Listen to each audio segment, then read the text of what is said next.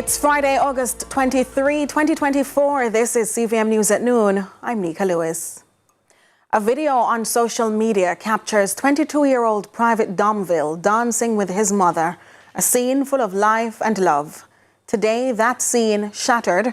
At 1:25 a.m. Friday, Private Domville was on foot patrol with his unit along Charles Street and Chestnut Lane in Kingston.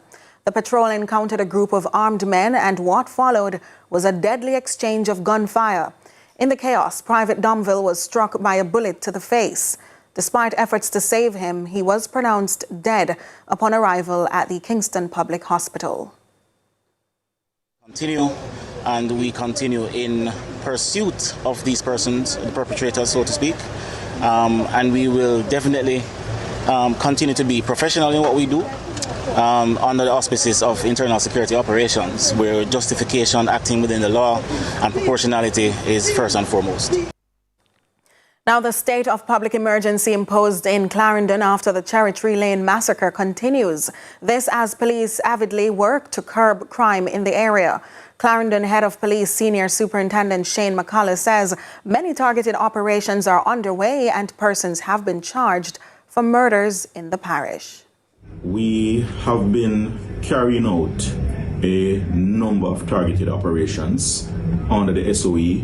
As recently as yesterday, the two persons who were picked up in the ongoing operations and investigations have been charged for the murders and shooting in Cherry Lane, the necessary intervention and support for the victims of crime that is also ongoing.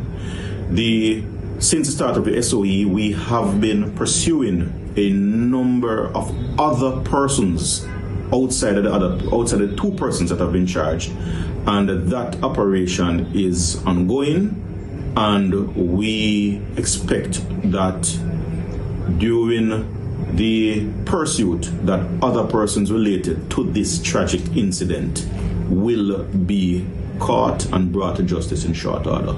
So we just want to reassure the public that we are continuing the hunt for these men, whether they're in Clarendon or they're outside the borders of the parish. Minister with responsibility for disaster preparedness and emergency management, Desmond McKenzie, is calling for Jamaicans to stay alert at the possible threat of an earthquake. His plea comes after the recent number of earthquakes felt across the island. According to experts, Jamaica has experienced 165 earthquakes so far this year. We have seen an intensity in earthquakes across the country. We had a big one last year that left everybody. We were in cabinet. Boy, I tell you, we cannot discuss cabinet business in it. I didn't know that some man could have died. We cannot discuss cabinet business in the public. The way. Because it was a frightening experience. And this earthquake this morning was felt mainly. The center was in Portland. I am urging the people here in Clarendon and right across Jamaica. Many fisherfolk were severely impacted by the recent hurricane and are now finding it difficult to make ends meet for their families. The Ministry of Agriculture and Fisheries, alongside the National Fisheries Authority, the NFA, have partnered with various stakeholders to assist fisherfolk island-wide. The initiative started in Parity, St. Elizabeth, and has spread to communities in other parishes. Peril has affected so many fisherfolk that we recognize are the backbone of our coastal communities. We feel it's our responsibility to try and help them get back on their feet again.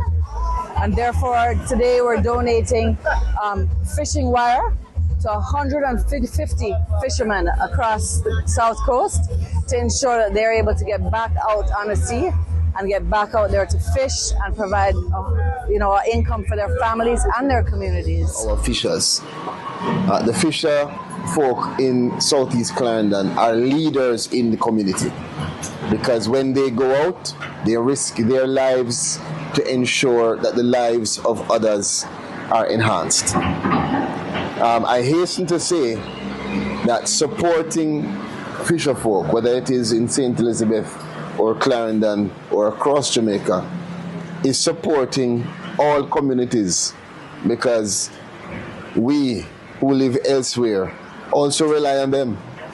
They are providing subsistence, food security, and you don't want to go in the boat to spread your keys, so somebody has to do it, and other places. So it is essential that we recognize and acknowledge their contribution. The government, through Agro Invest, has initiated a handover of agricultural land leases to farmers in St. Anne.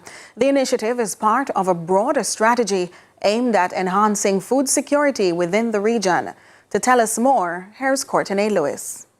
Farmers in St. Anne on Thursday received new land leases from the Agro Investment Corporation, an agency of the Ministry of Agriculture and Fisheries. The endowment aims to support sustainable development in the sector. This represents a key moment in our collective efforts to advance Jamaica's agricultural sector.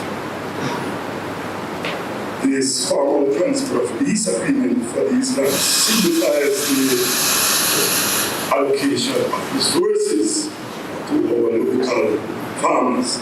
It embodies our commitment to enhancing agricultural productivity, securing our food supply, and promoting sustainable development within our farming communities. Franklin Whittle, State Minister of Agriculture, says there will be select crops for the lands with the hope of increasing and widening Jamaica's export market. The crops designated for cultivation here is hot peppers, Irish potatoes, sweet potatoes, and pumpkin, inclusive of other crops.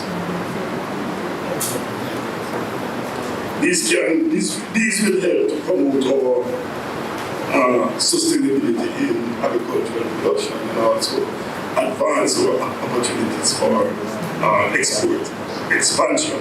Meanwhile, Minister of Agriculture Floyd Green highlighted the government's latest plans to improve irrigation conditions for local farmers, in addition to commissioned water trucks. In the short term, we're going to work with the National Irrigation Commission, we're going to work with RADA and the AIC and look to see where we can establish these retention ponds that we can then use to drive your agri-enterprise.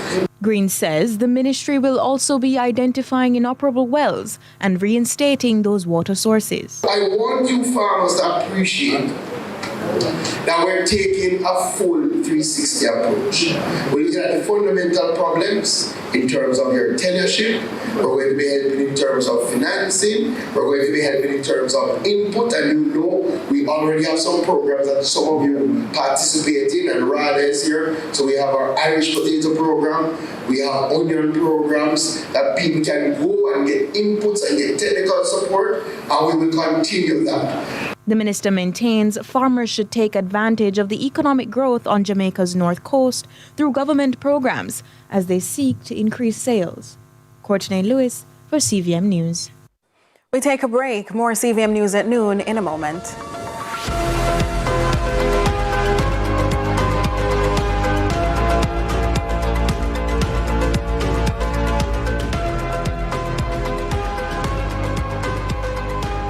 Know what's sweet? The new pack Sweet Living promotion. Win great prizes. Bedroom sets, living room set, or kitchen appliance set, plus TVs and monthly cash prizes. Send in 5 new pack labels or a receipt. Labels must belong to at least the new pack canned beans, coconut milk powder, and new pack oil categories. Fill out the tagline. New pack, more than just value. Place your entry in one of the drop boxes at participating outlets. Enter by mail or online at newpackjamaica.com. Time to live sweet. Enter the new pack Sweet Living promotion, June 16 to August 31. See the press for more details. Authorized under Section 58.3 of the Betting, Gaming and Lotteries Act. SuperMed Family of Pharmacies, your trusted partner in health and wellness for over 30 years. With 8 convenient pharmacies across Eastern Jamaica. SuperMed Mall Pharmacy, SuperMed New Kingston, Supermed Pepin, Supermed Port Antonio Pharmacies 1 and 2, Claire's St. Mary, Lloyd's St. Thomas, and a convenient drive-through at our Hughenden location where you can get your medication without leaving your car. We're dedicated to providing you with the highest level of care. Experience the difference with Supermed family of pharmacies. Super happy, super healthy. And you go, darling. Have a good day. Blessing. Supermed.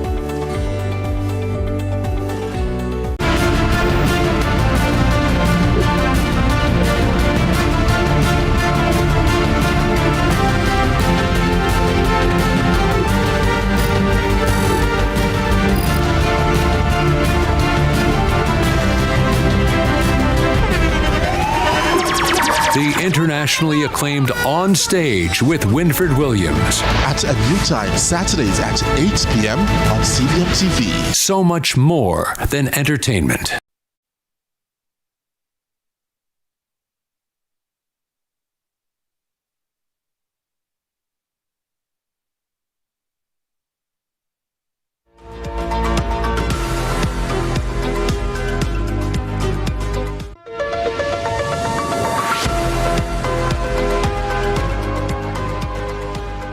Welcome back. Now on Sunrise this morning, parents of Harmony Fraser, more affectionately called Baby Harmony, explained their child's condition in a heartfelt interview. 2-year-old Baby Harmony has suffered brain damage caused from the lack of oxygen following a cardiac arrest. That she have the hypoxic brain injury. She's unable to walk, talk, do her regular things. So when feeding her, we have to feed her with a syringe because she does not chew. So she just swallow. So it is difficult to tend to her. It's just like a cancer patient doing chemotherapy. It's based on how she responds. But she have I believe that she have a high chance of maybe not coming to full normalcy, but coming to somewhat normal. And that's what we're hoping for, because we would like to enjoy her more. Yeah. Please assist. Please assist us in getting her money, the treatment that she needs.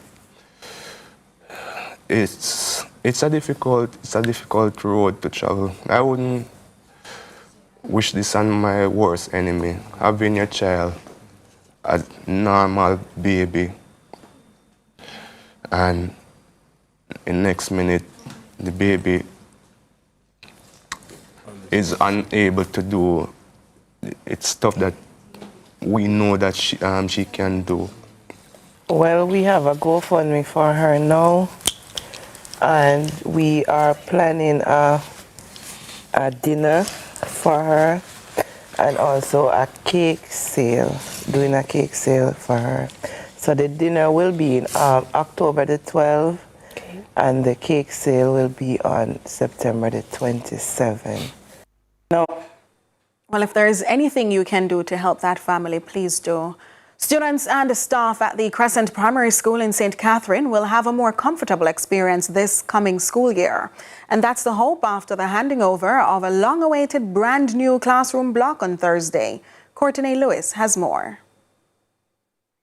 Actually, we'll take that story after this break.